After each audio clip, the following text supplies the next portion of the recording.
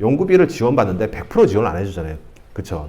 약간 나라에서 쉽게 해서 한 80%, 뭐 70% 이렇게 대주고 나머지는 저희가 이제 저희 기업에서 보통 매칭을 하게 되는데 요 규정에 따르거든요. 지금 자 그래서 예를 들면 저희가 비영리 기관이다라고 하면은 보통은 그냥 정부에서 100% 지원을 해줍니다. 보통은. 근데 영리기관 같은 경우에는 정부에서도 지원을 하고요. 그 다음에 기관에서도 일부 부담을 하셔야 되고요. 그 다음에 뭐 기타 연구비도 있을 수 있습니다. 그래서 영리기관 같은 경우에는 저희 기관 부담금이 있다. 그리고 비영리기관은 원칙적으로는 없죠. 없는 게 원칙이고요. 그러면 생각해 보면 왜 죄송합니다. 제 영리기관들은 왜 일부 자부담 쉽게 해서 자부담이 있어야 되느냐라고 했을 때 이게 어떻게 보면은 용역이 아니잖아요. 그러니까 이게 나라에서 자, 이 일을 해와 해서 이렇게 용역을 주는 개념이 아니죠. 사실은 지원해 주는 개념이거든요. 그러니까 우리가 제가 나라라고 하면 제가 지원을 해드리고 연구 개발을 해서 기술 개발을 해서 그 기술을 저한테 주는 게 아니잖아요. 사실 정부에 주는 게 아니잖아요.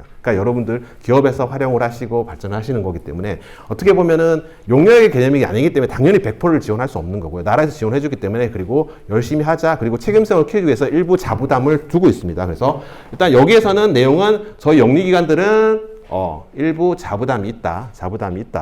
연구에서 다 100% 지원해 주는 건 아니라는 개념이고요. 그러면 얼마를 부담을 해주고 얼마를 정부에서 지원해주고 얼마를 우리가 부담해야 되는데 라는 의미로 봤을 때 자 이렇게 있습니다. 기업의 뭐 규모라 그랬네요. 연구개발기관 유형별로 예를 들면 비영리기관은 특별한 사업이 아니고는 100% 정부에서 지원해줍니다. 비영리기업이기 때문에. 근데 저희가 이제 영리기업이라면 중소기업이냐 중견기업이냐 아니면 대기업에 따라서 정부는 예를 들면 중소기업이 제일 많으니까 맥스 전체 연구비의 75% 지원해주죠. 그리고 기업 보고 나머지 25% 이상은 자, 매칭하세요. 부담하세요라고 하고 있습니다. 근데 예를 들면 이게 1억짜리예요. 그러면 나라에서 7,500, 예를 들면 7,000, 뭐 좋습니다. 7,500 지원해줘요. 그럼 2,500, 자, 매칭하세요. 근데 2,500 부담이 되잖아요. 그렇죠? 그래서 뭐라고 돼 있죠? 다시 이 자부담 중에서 일부는 현금으로 내고 나머지는 현물로 오케이 해줄게 라고 돼 있죠. 그래서 중소기업이면 자, 25% 예를 들면 2,500만 원이죠. 2,500만 원을 부담을 해야 되는데 최소한 그래도 2,500원에 10%는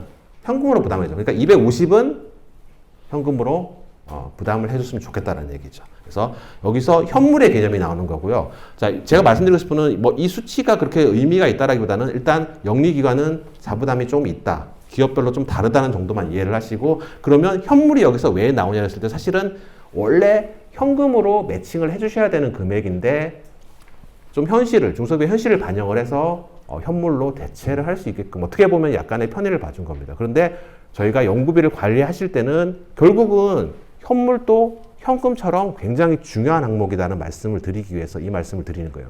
보통은 현물이 저희가 RCM에서 돈이 안 나오니까 크게 신경 안 쓰시는 경우들도 있는데 현물도 원래는 기업이 현금으로 부담을 하셔야 되는 매칭 금액인데 그게 현실적으로 어렵다 보니까 일부 현물이라는 걸 도입을 해서 어차피 들 금액 너가 쓰는 인건비로 현금을 낸 걸로 인정을 해줄게 이런 개념이기 때문에 현물도 굉장히 중요하다는 의미로 말씀을 드리기 위해서 준비를 한 내용이고요.